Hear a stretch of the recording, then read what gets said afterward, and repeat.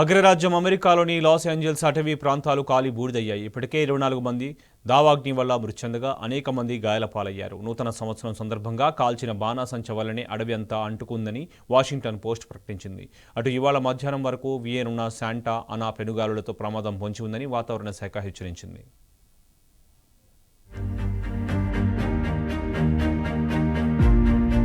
అమెరికాలోని Los Angeles అటవీ ప్రాంతాలను బూడిద చేసిన కార్చిచ్చు మళ్లీ కన్నెరజేయనుందని వాతావరణ శాఖ తాజాగా హెచ్చరించింది. పసిఫిక్ పాలిసేడ్స్ ప్రాంతంలోని దావాగ్నిని ఇప్పటిదాకా కేవలం 14% మాత్రమే అదుపులోకి తెచ్చిన నేపథ్యంలో వాతావరణ విభాగ నివేదికలు స్థానికుల్లో భయాందోళనను మరింత పెంచాయి.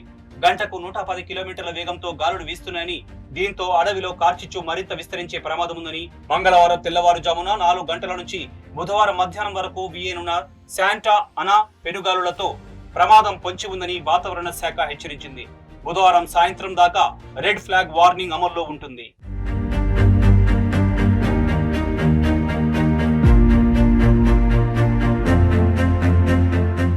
మరోవైపు అటవీ ప్రాంతాల్లోని అగ్నికీలల సంబంధ అగ్ని ప్రమాద ఘటనల్లో ప్రాణాలు కోల్పోయిన వారి సంఖ్య తాజాగా 24కు పెరిగింది. ఇంకా డజన్ల మంది జాడ తెలియాల్సి ఉంది. మరణాల సంఖ్య మరింత పెరిగే అవకాశం ఉందని కాలిఫోర్నియా గవర్నర్ గావిన్ న్యూసమ్ ఆందోళన వ్యక్తం చేశారు. ఇప్పటికే ఒక్క లాస్ ఏంజల్స్ సిటీ, కౌంటీ పరిధిలో 1,00,000 మందిని సురక్షిత ప్రాంతాలకు వెళ్లాలని సూచించగా, మిగతా చోట్ల కలిపి మరో 87,000 మందికి సురక్షిత స్థలాలకు వెళ్లాలని స్థానిక యంత్రాంగం హెచ్చరికలు చేసింది. 6 చోట్ల కార్చిచ్చు వ్యాపించగా పసిఫిక్ పాలిసేడ్స్, ఎటోన్ ప్రాంతాల్లోని దావాగ్ని మాత్రమే ఇంకా అత్యంత ప్రమాదకర స్థాయిలో కొనసాగుతున్నాయి. ఫ్రాన్స్ రాజధాని ప్యారిస్ నగరంలో 60% విస్తీర్ణానికి సమానమైన అటవీ భూములను పాలిసేడ్స్, ఎటోన్, హార్స్ట్ కార్చిచ్చులు బూడిద కుప్పలుగా మార్చేశాయి. మొత్తంగా అన్ని కార్చిచ్చుల కారణంగా 40,000కు పైగా ఎకరాల్లో అటవీ ప్రాంతం పూర్తిగా కాలిపోయింది. 12,000కు పైగా ఇళ్లు, దుకాణాలు, పాఠశాలలు తగలబడ్డాయి. అయితే దుప్పటిలా కమ్మేసిన పొగ, దుమ్ము చాలా వరకు తగ్గడంతో కొన్ని ప్రాంతాల్లో పాఠశాలలు తెరిచారు.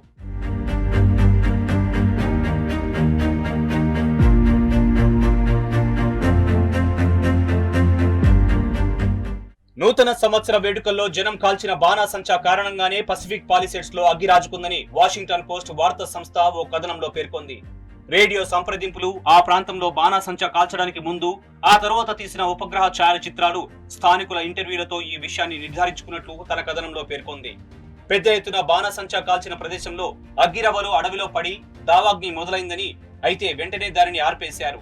కానీ దావాగ్ని తాలూకు నిప్పు కణికలు కొన్ని అలాగే ఉండిపోయి భీకర గాలుల సాయంతో నెమ్మదిగా మళ్లీ దావాగ్నికి ఆజ్యం పోశాయని వాషింగ్టన్ పోస్ట్ తెలిపింది.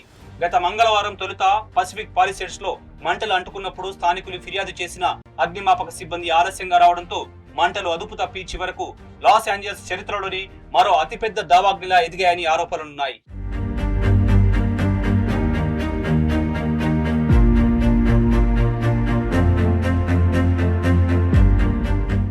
తమ ప్రాంతంలో చెలరేగుతున్న మంటల నుంచి తమ ఇళ్లను కాపాడుకునేందుకు స్థానికులు ఆపసోపాలు పడుతున్నారు. దీంతో ప్రైవేట్ నీటి ట్యాంకులకు గిరాకీ అమాంతం పెరిగింది.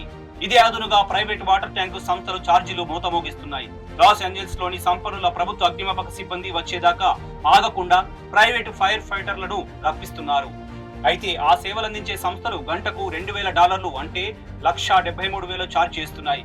రియల్ ఎస్టేట్ దిగ్గజాలు రిక్ కరుసో, కీత్ వ్యాసర్ మ్యాన్ సహా చాలా మంది ఇదే బాట పట్టారు.